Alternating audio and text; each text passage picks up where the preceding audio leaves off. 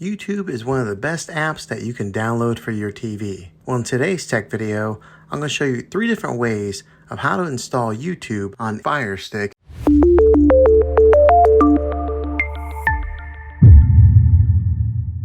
It can be really frustrating if you want to watch some of the great content that is on YouTube and you find that your TV is unable to download it. If your TV is an older model of smart TV, then it could prevent you from downloading this app.